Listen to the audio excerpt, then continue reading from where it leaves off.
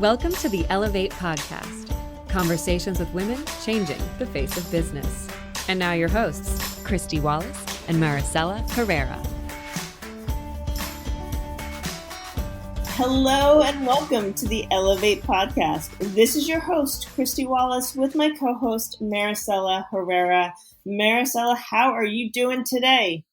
I'm doing good. Doing well.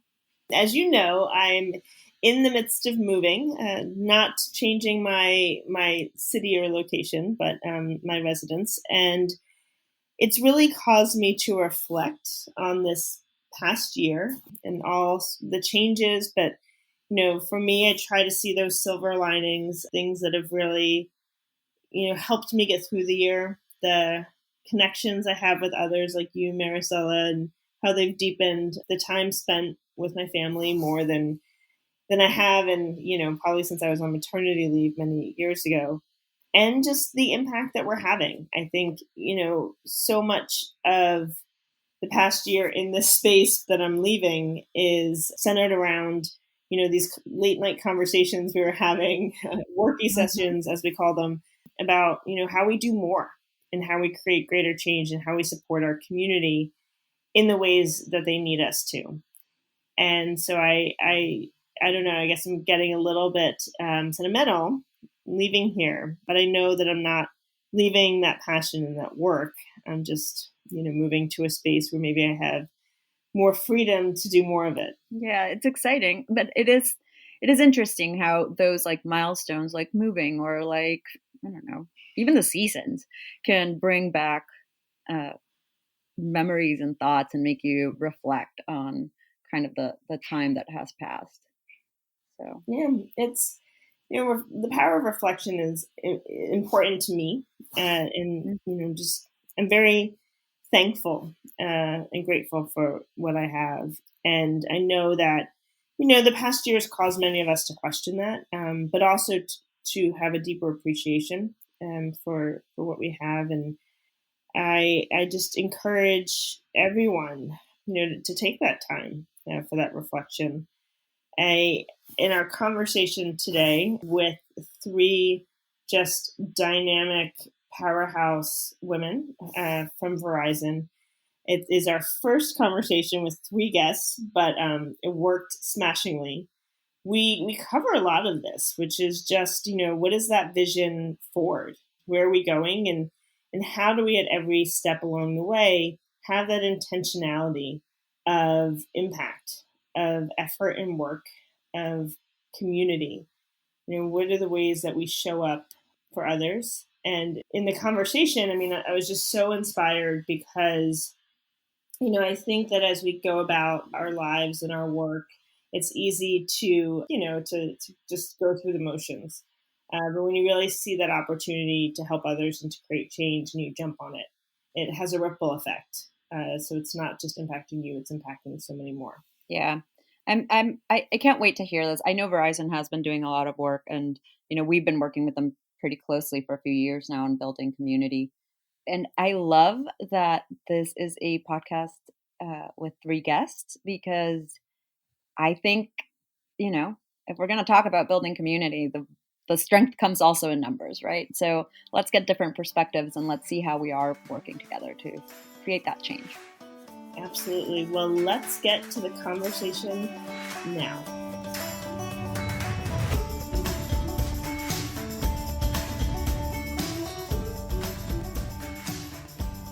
Today, our special guests are from our partner, Verizon, and we are going to get right into it. As you know, on our podcast, we love stories. We always want to hear where people come from, how they got to where they are. Stories is what helps to inspire us and to show us what's possible and that there's no one way to do it. So we're going to start off today with Kathleen Grillo. And Kathy, would you mind sharing a bit about you and how you got to where you are today? Hi, Kristy. Yes, I would love to. Thanks so much for having us. We're excited about this discussion today. So I lead the Public Policy and Government Affairs organization at Verizon. So essentially our externally focused organization that focuses on policymakers and developing policy. And I've been at Verizon shocked me when I looked at this yesterday, for almost 19 years, which is, about the time it takes to grow a whole person from a baby to an adult. So in a lot of ways, when I look back at my career, so I haven't had sort of a lot of changes and places I've been, or even in the organization in which I am progressing. But the change for me and my story, I think, is really about how did I learn to lead in a way that makes an impact and that also encourages other people to make an impact based on their own unique qualities and abilities. So that has been a twisty, turny journey because, and I've been thinking about this a lot lately. When I first started, I feel like what was modeled for me was really this very kind of traditional way of leading, which was, sort of showing command, putting pressure on people, looking for opportunities to kind of demand excellence instead of creating an environment which is psychologically safe and encourages trust and cooperation and creativity.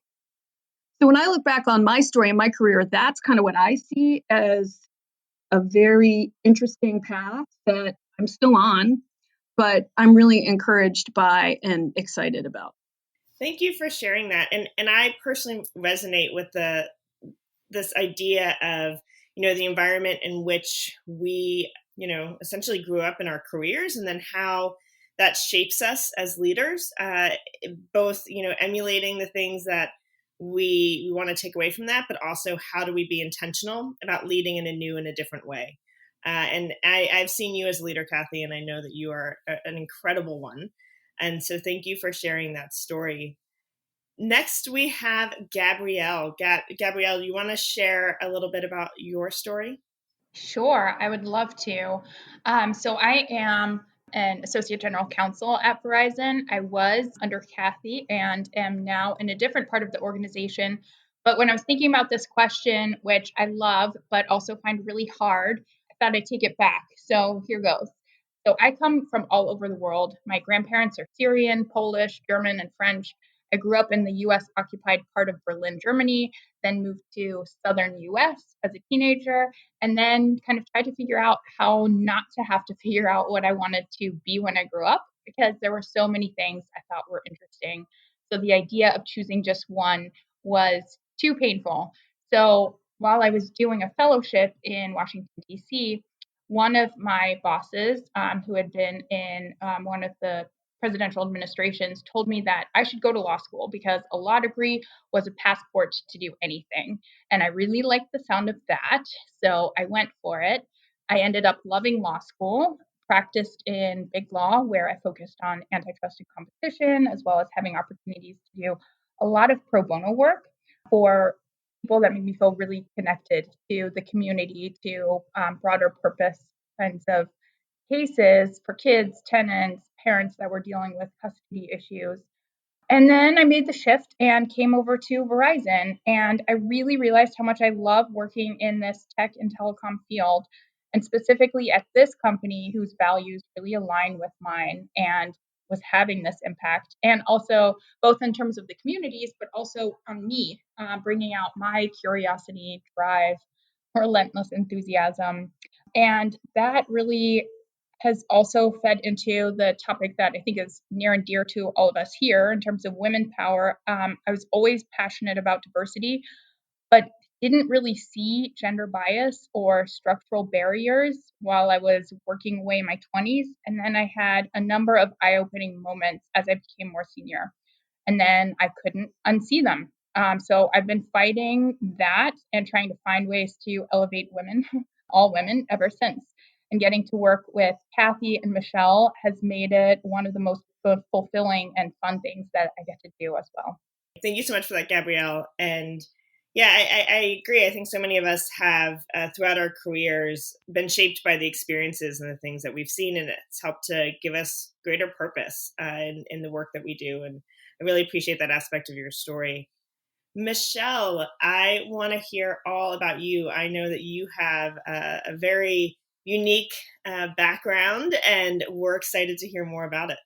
Thank you, Kristy. Happy to share. I started my life from the age of 5 playing piano and singing. And my singular focus throughout the first part of my life was to be a professional opera singer. So I went to a performing arts high school. I have a Bachelor of Music in vocal performance and a Master of Music in opera performance. And I really thought that the only thing that I could do and the only thing that I would do was to be a professional singer. Life has its way of showing you that you can do other things. I had a lot of wake up calls and moments during my singing career that really made me question who I was and what I wanted to do. And I had to do a lot of work to figure out if that was my only possible identity. And working on myself, thinking about other ways that I could use my musical talents, because it was a very, very difficult career to try to cultivate and grow. I decided that I wanted to go to law school. And I really jumped out on a limb and did something that no one was expecting me to do. And also that people were a little bit disappointed in me for stopping my singing career and shifting into something else. And I just had to really be bold and make my own choices and my own decisions and say, this is what I'm doing. I'm going to law school. And it was one of the best decisions that I ever made. It was a huge risk, but it was the benefits that I have gained from becoming an attorney have been amazing. I started off in a law firm and then I came to Verizon. And one of the main reasons that I came to Verizon was because I met some amazing women who worked at Verizon who did not know me. But when I met them, I felt an energy that I didn't care what they were doing. I knew I wanted to work with these women and I wanted to work at Verizon because I could tell as an outsider that the culture was so amazing. And it turned out to be true. I've gotten to know Kathy and Gabrielle and work with them closely. And that also was one of the best decisions that I've made in my career so far. So I'm excited to be here today to talk to you all about how we have helped empower women at Verizon, myself being included, benefiting from this partnership with Ellevate. I'm excited for that conversation too, Michele. And if you don't mind me asking, there's oftentimes this conversation, and particularly amongst professional women, around the trade-offs between the personal passions, professional work. How do we keep all of those balls in the air, if you will? And have you found, as you've gone down the path working in law, that you're still able to retain some of the other passions like singing that have been so meaningful to you? Yes, I have. And I think one thing that I had to accept is that you can't do everything all at the same time. So I did have to step back from singing. I totally stopped singing during law school. And it was partly because I didn't have time and partly because I was so burned out that I didn't even want to hear my own voice. So I totally stepped away from singing and came back to it when I was ready. And one of the best lessons that I think I've learned when you talk about balancing these balls and having a lot of things going on at one time. Some balls are rubber and some balls are glass. So you can drop some, but you can't drop others. And that has been a really great lesson that I've learned where I have to make a decision on which balls are glass, which ones I have to make sure I get done, things that I have to take care of in my life.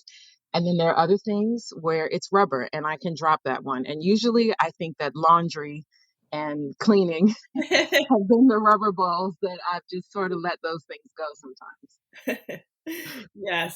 Yeah. Michele, you're so wise. I feel like the big challenge is recognizing that not everything is glass, right? Because I feel like a lot of times it feels like everything is so important. So I really like that. Yeah. Also, Michele is still singing. She remains an opera singer at the highest level and with the Washington Opera. So she clearly knows how to balance her passion outside work and her passion inside work. Sorry, Michele, I just had to put that in there. No, I appreciate that. And I think that mentally the balance really helps. We can't just work all the time. We cannot just focus on these really difficult professional issues that we work on all the time. And having that outlet, whether it is music or exercise or something in your life, I think the balance is so important. I love this conversation here because all I'm hearing is validation, amplification, support, and that's what we need more of. We need this in the workplace and in the world.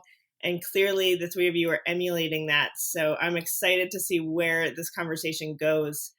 I wanted to ask you, Kathy, as we've been talking in the beginning of this conversation about, the world, and so much has changed and businesses are shifting and innovating. And I would love to hear more about what Verizon and Verizon leadership have been doing over the past couple of years, because I know that Verizon's really been at the forefront of, advancing technology and access to technology and so much more.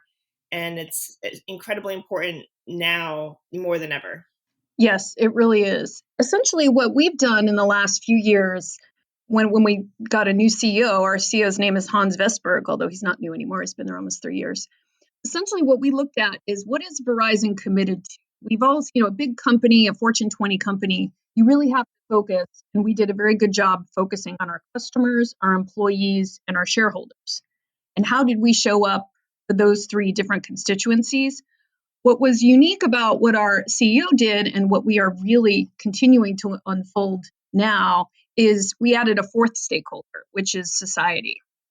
So instead of having kind of a separate entity that has a lot of money, that doles out grants and makes contributions, which is important. I mean, we do have that as well.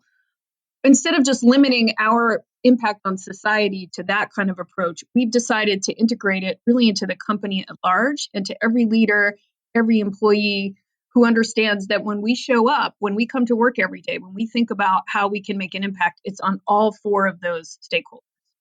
So in terms of how we want to show up as a corporate citizen and help society, we focused on digital inclusion. So that's making sure that everybody has access to and can benefit from our technology. Human prosperity, which is thinking really carefully about work in the future and how jobs are going to evolve, and how we can help upskill and reskill both our own employee base and the world at large. And then climate and sustainability. So how can we make sure that our impact on the environment is as minimal as possible? So we focused on those three areas, but it's really been this very energizing, exciting, really new way of looking at what our corporate purpose is. And it's really been terrific for our customers, our employees, our shareholders, and society.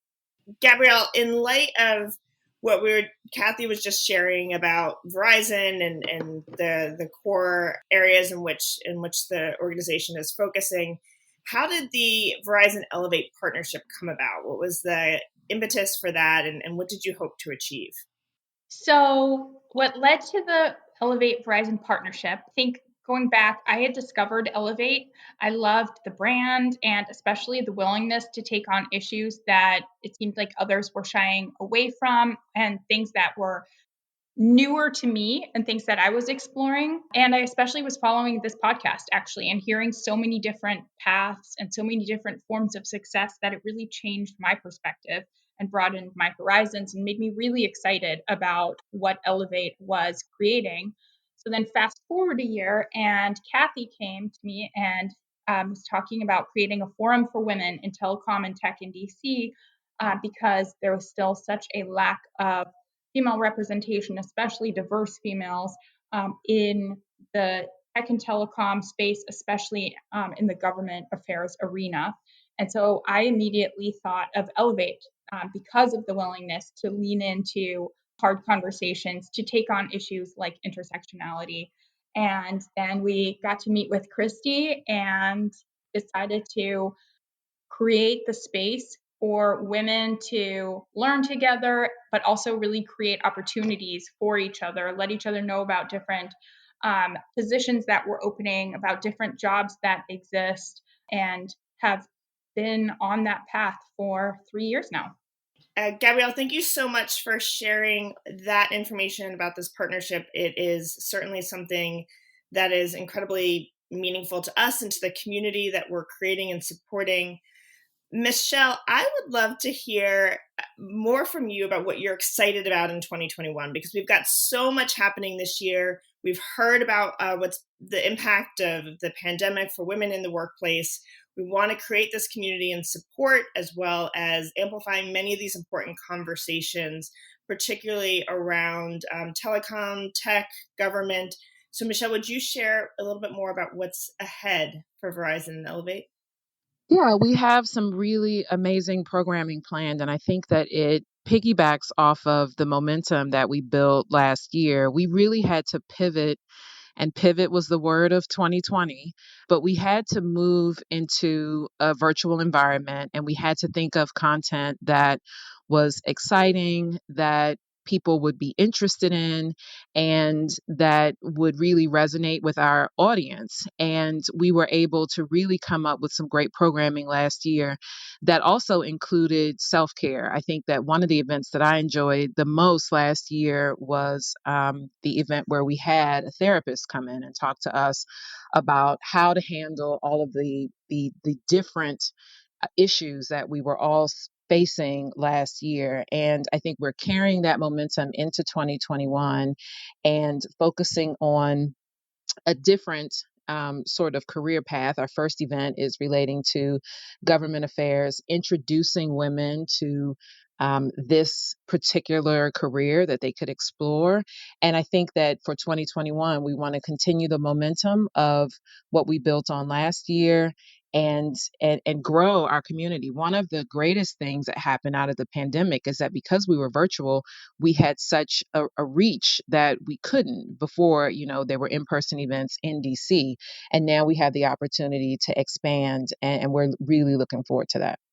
Yes, the event coming up on March 18th, I'm personally really excited about. I think that there's such impact in exploring different industries, exploring different roles, opening your mind to those different narratives and stories. So it helps make us stronger leaders, stronger professionals. And in this time, as you mentioned, Michele, where we're virtual, we can tap into these conversations from home. Beauty of 5G and all of the great technology resources that we're getting access to. Kathy, speaking of that, as we navigate leadership and personally for me, tapping into the expertise of others, learning a lot about myself as a leader during this time, what has that looked like for you? What were some of the questions you've asked yourself in the past couple months while making these difficult decisions? What learnings do you have to share with our audience? Yeah, it's been a very interesting year, almost 1 year exactly, actually, as of today. Yeah, I mean, it really just, without any preparation, as a leader of a large organization, I just had to figure out how to keep people connected and engaged and focused on work at the same time that they felt, supported and validated about this incredibly stressful external environment that we were all subject to, and some people more than others, like people with elderly parents. So just the stress and kind of trauma that everybody was going through, but also at the same time having to get a lot of important things done, particularly in the government affairs space, sometimes in compressed timeframes. Instead of having, I have a big organization meeting with our 200 plus people. Instead of focusing on, what we had to accomplish for work, we spent time just doing personal connections. So for instance, one meeting right at the beginning of the pandemic, everybody got on and showed one important thing in their house, like a picture or a statue or an autograph or something that was meaningful to them and their family, and showed it to the whole team and why it was important and what it sort of shared about themselves. So, supervising a team that's all over the country or all over the world, actually, because we have people internationally, that was a way for people really to connect in a way that they had not had the chance to do before. And also to feel like, okay, this new normal is different, but it's good in a way. Like it really helps us progress in terms of how we all interact. Yeah, everything you're saying, Kathy, I mean, I'm hearing so much about this human-centered approach, and how we continue to look at with the ways that we connect, and we connect on that deeper level, how we communicate to best support our teams and our workforce.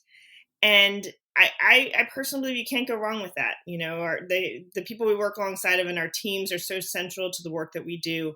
And I'm inspired by you, Kathy, and by that, focus on how you're really supporting everyone who's also there supporting you. So thank you for sharing some of those specific tips and tricks that you've used. And I'm sure many of us will lean on them as well in the coming months.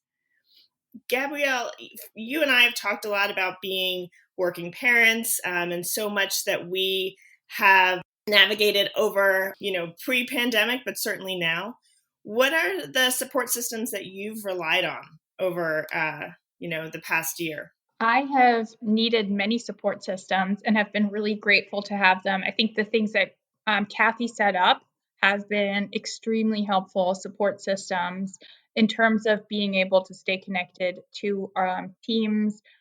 Even though I'm not directly on her team, I still join her org meetings. I work a lot with people across her organization and other organizations. And I think it's really been, for me, being staying connected, being part of a lot of groups and doing volunteering where I've been able to talk through the things that are going on. And Kristy, as you mentioned, being a parent and all of the difficulties, but also joys that we've been able to experience being at home more. And I get drive-by hugs. I also get to play therapist between meetings sometimes when my kids have a lot of emotions, and having other people to be able to talk through that with and bounce those things off of has been really helpful. In terms of my work, I think the hardest thing has been to feel disconnected, both because part of it is understanding what's happening in my substantive area and the policy space in terms of where enforcers are going with different actions, and not being able to talk to people in person and build that connection has been challenging, but also in terms of my colleagues and teams and different people that I'm working on all kinds of different projects with.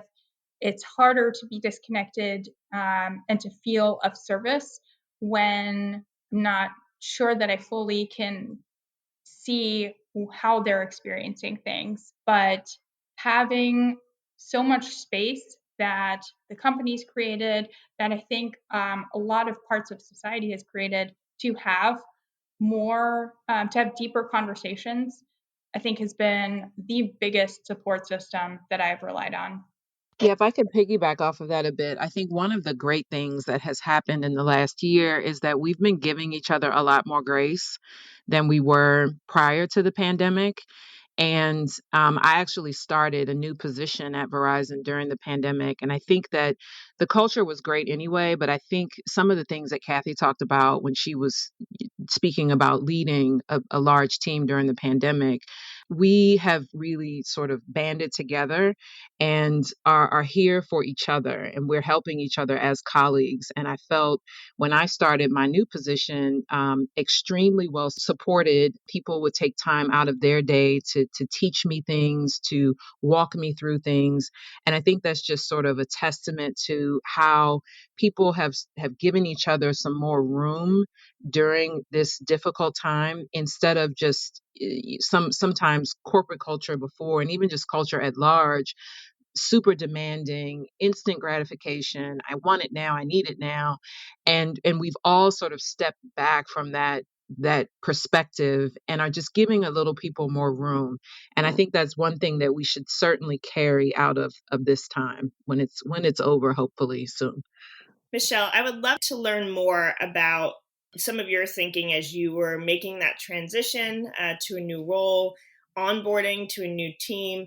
So many of the women in our community are in that place of transition. And it feels that when, so much is upside down in the world, do you stay where you are? Is that, comfort in that? Do you take the leap and do something else? And how did you approach that decision, and how did you set yourself up for success?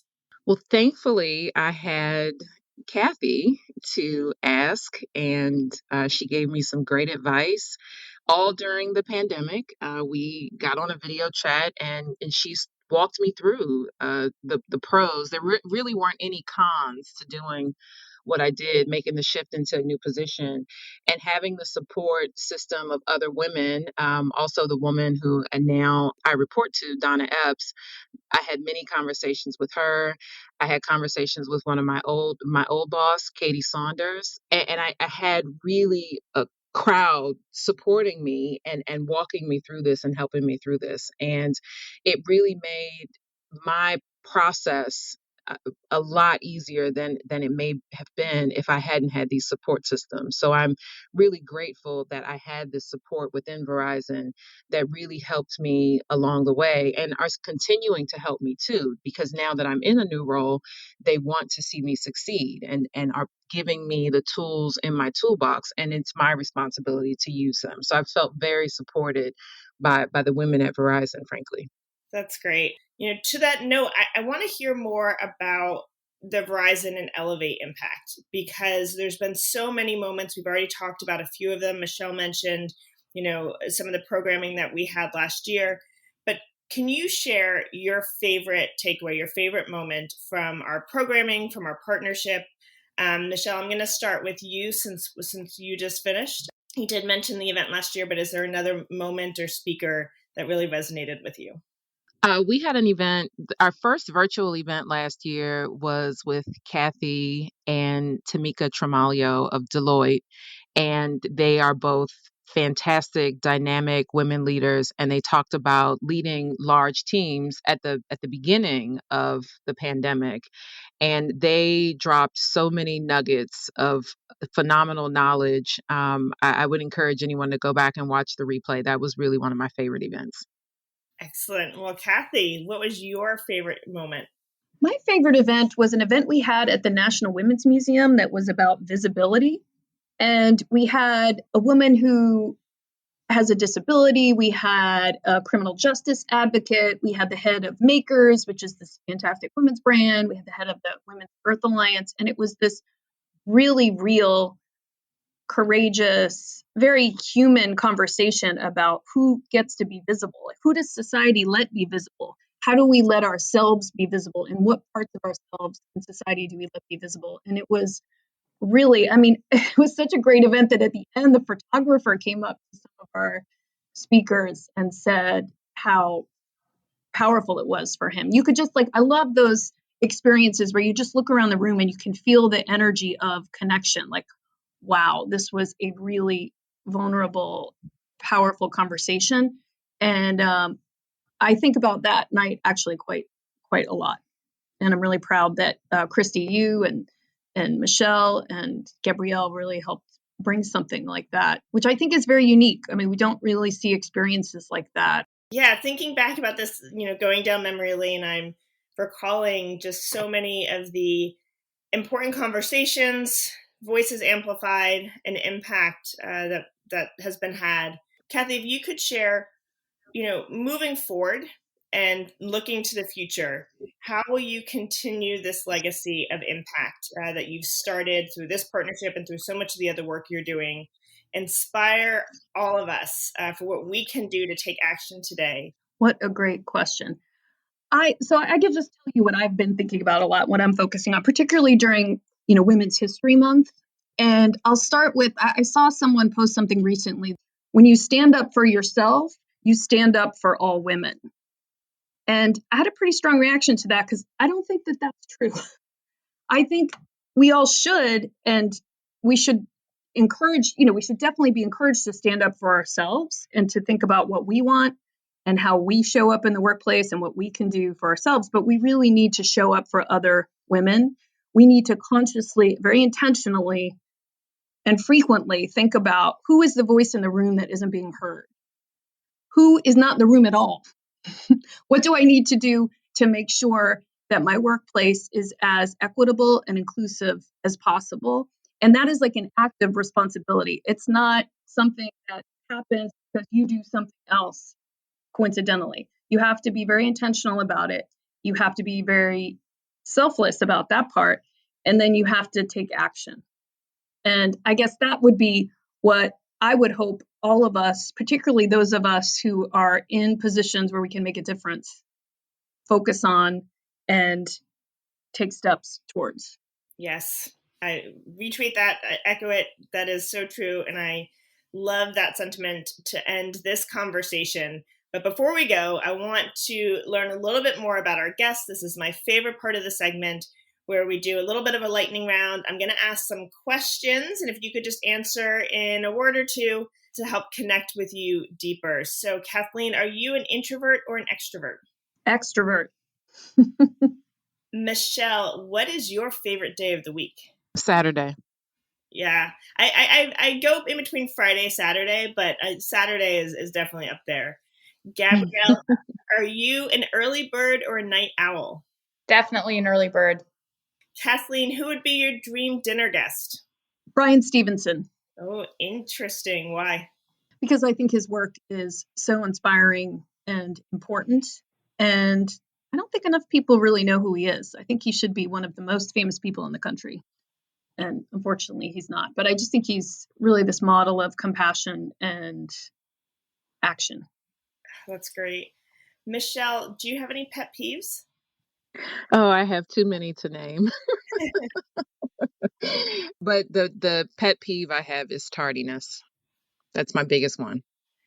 So I'll tell you, Michele, my mom, hopefully she's not listening to this, was always late, like always late. I mean, never on time. And so it actually means that I'm always on time. I get so anxious being late because I'm so impacted by my formative years of running late all the time. I just never understand it, but that's a whole different podcast. Love to have you back on for that conversation.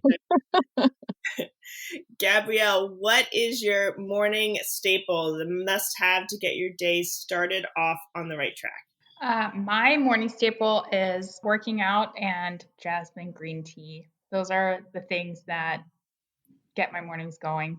Ooh, so I'll say my husband actually loves the jasmine green tea too. I'm much more of a coffee drinker, but I can get behind the tea. Michele, do you have a favorite recent read? Yes, actually, a woman named Dr. Martha Jones wrote a book called Vanguard. And the book is about Black women throughout history who have impacted our democracy. It is a fantastic story. I read it for Black History Month for an event that we had, and it is a fantastic history lesson on Black women in politics throughout history. Oh, I'm adding that. I'm literally adding that to my list right now. I am going to read that. Thank you for sharing. And Kathleen, finally, do you have one final thought or piece of advice you want to leave with our listeners today? I would say, we're really at the tail end of this pandemic, and there's so much about our world that's going to change, that has changed forever, and that's going to change even more. And what I've been trying to work on myself recently is really embracing that change. And instead of looking back and thinking about what was, just really thinking about, okay, here's an opportunity now. Finally, kind of this light at the end of the tunnel with vaccines and with the summer coming and with daylight being longer. It's just trying to think about all the opportunities that are ahead and how can we take advantage of those to make the greatest impact. That is the perfect sentiment to leave this conversation. And yes, I hope our listeners will take that to heart. This is a time to think about the future and how we individually and through our communities and workplaces can help drive us forward. Michele, Kathy, and Gabrielle, thank you so much for joining us today on the Ellevate podcast. It has been a true pleasure to connect with you, to be inspired by the work that you're doing, and to amplify it as we look to move forward, as Kathy mentioned, and to create that change. Thank you, Kristy. Thank you. It was great being here. Thanks so much for listening to Ellevate. If you like what you hear, help a girl out. Subscribe to the Ellevate podcast on iTunes, give us 5 stars, and share your review. Also, don't forget to follow us on Twitter at EllevateNTWK, that's Ellevate Network. And become a member. You can learn all about membership and all the great things that Ellevate Network is doing at our website, www.ellevatenetwork.com. That's ELLEVATE network.com. oncloud.com. And special thanks to our producer, Catherine Heller. She rocks. And to our voiceover artist, Rachel Griesinger. Thanks so much, and join us next week.